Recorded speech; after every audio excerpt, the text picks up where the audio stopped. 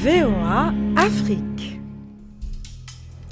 Bonjour à tous, merci de votre fidélité à VOA Afrique. Bienvenue, c'est votre santé, votre avenir.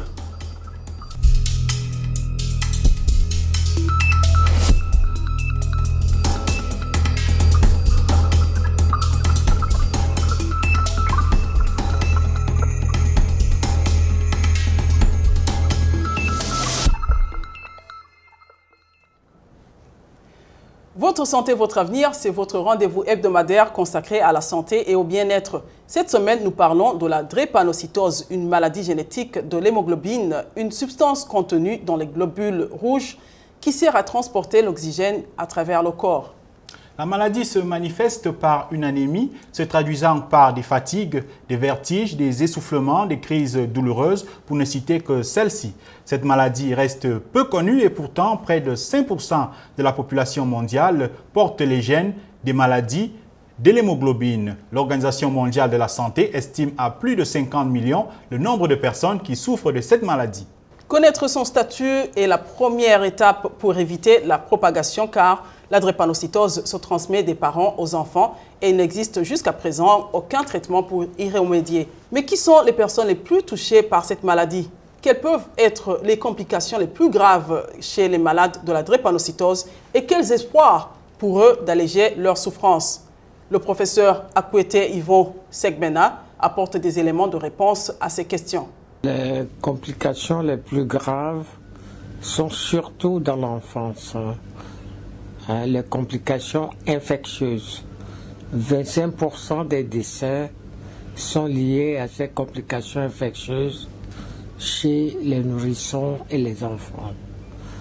Après, il y a des complications osseuses, des complications oculaires, des complications liées à l'anémie hémolytique, telles que la lithiase vésiculaire et l'ulcère de jambe. Bref, ces complications sont de deux types, ischémiques ou alors hémolytiques.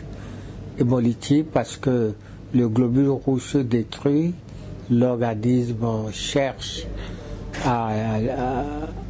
à s'en débarrasser.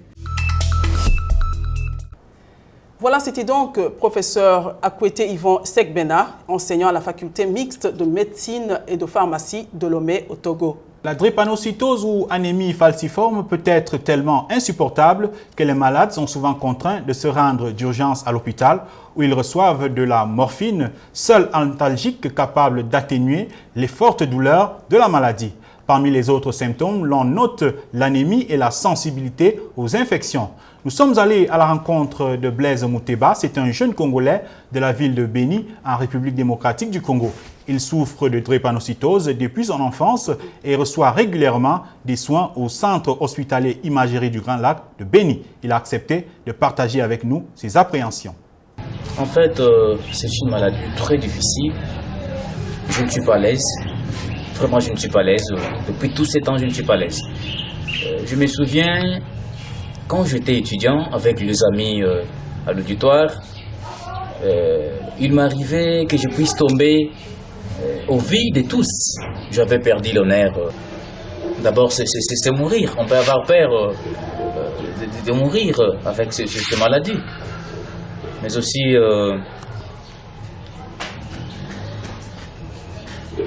il y a d'autres personnes qui ne veulent pas, donc, si je peux le dire, vous approcher. Vous vous retrouvez seul, sans amis.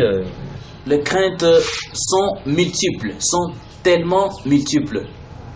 Je me dis, pourquoi avoir des enfants qui vont un jour se poser plusieurs questions, 1000 et 1000 questions. Pourquoi papa avait fait ça? Pourquoi il avait fait ça?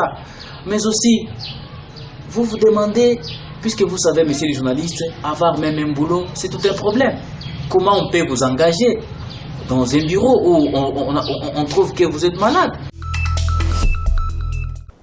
Restons en République démocratique du Congo. Ce pays est le troisième le plus touché par la drépanocytose après l'Inde et le Nigeria. 50 000 enfants y naissent chaque année avec le gène drépanocytaire.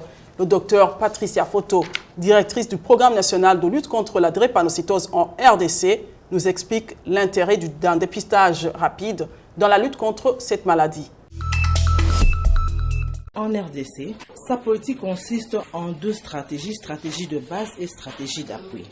Pour les stratégies de base, nous commençons par viser la prévention que nous définissons par la communication pour le changement de comportement, le conseil génétique et aussi le dépistage. Ensuite, nous avons la prise en charge des cas et la surveillance épidémiologique.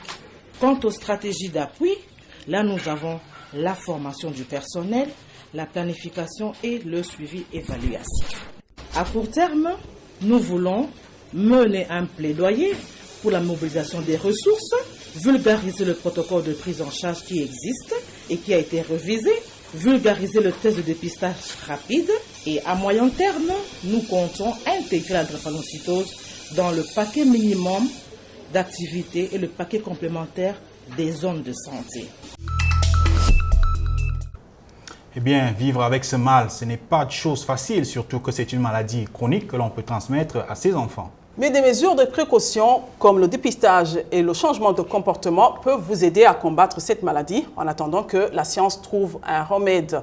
Parmi les bons comportements à adopter, boire beaucoup d'eau car le globule rouge est très sensible aux variations de l'eau dans le corps. Quand le globule perd de l'eau, le sang est moins fluide.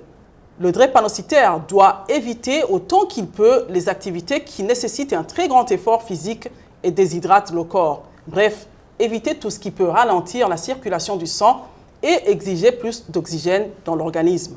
Place maintenant à la question des téléspectateurs sur Facebook, une rubrique qui vous donne l'opportunité de poser des questions sur la santé et d'avoir une réponse d'un expert. Cette semaine, la question sélectionnée est celle de Blessing Mounioso. Eh bien, Blessing veut savoir si quelqu'un peut être infecté par le VIH-Sida lors d'une circoncision. Écoutons la réponse de notre expert. On peut effectivement être infecté lors d'une circoncision puisque la transmission du virus du SIDA se fait aussi par voie sanguine et l'infection peut avoir lieu lorsque la circoncision a lieu dans des conditions qui ne respectent pas une asepsie rigoureuse, avec du matériel qui est souillé, éventuellement souillé par du virus du SIDA qui va de ce fait être transmis par voie sanguine à la personne circoncis. C'est pour ça d'ailleurs que moi je recommande aux uns et aux autres qui veulent se circoncire de pouvoir le faire dans des centres de santé référents où ils pourront bénéficier de ces conditions d'asepsie rigoureuse pour éviter une transmission sanguine du virus du SIDA par le biais de la circoncision. À présent, c'est à vous que nous tendons le micro. Cette semaine, nous étions curieux de savoir pourquoi certaines personnes hésitent à se faire dépister alors que les tests de dépistage sont gratuits et disponibles partout dans les centres de santé. Voici quelques-unes de vos réponses.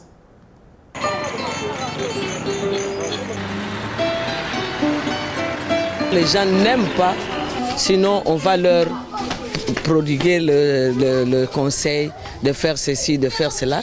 Ils ont peur de connaître leur statut, c'est surtout ça, leur statut sérologique. En tout cas, moi personnellement, j'aimerais les conseiller de connaître les statuts, c'est très très important. Les gens se cachent, ne veulent pas être découverts, de peur que l'humiliation par exemple peut s'en suivre. Une mauvaise réputation, tout ça, les gens vont s'abstenir à collaborer ou bien à approcher des gens comme ça. Or, en fait, ce n'est pas ça le problème. Il y a tout un, que dirais-je, enseignement autour des gens qui sont atteints de VIH-Sida. Je pourrais dire ceci à toute personne qui ne veut pas se faire dépister, qu'il aille à l'hôpital se faire dépister parce que c'est très important pour connaître votre état sérologique. Ça te permettra de chercher comment se protéger et pour aussi protéger aussi d'autres personnes parce que c'est une maladie qui est un peu contagieuse. Voilà, c'est ici que prend fin cette édition de Votre Santé, Votre Avenir. Pour plus de précisions sur la drépanocytose ou d'autres sujets santé, rendez-vous sur le site web de VOA Afrique. Envoyez-nous aussi vos questions et n'hésitez pas à laisser vos avis sur la page Facebook de VOA Afrique. Merci de votre fidélité. Au revoir.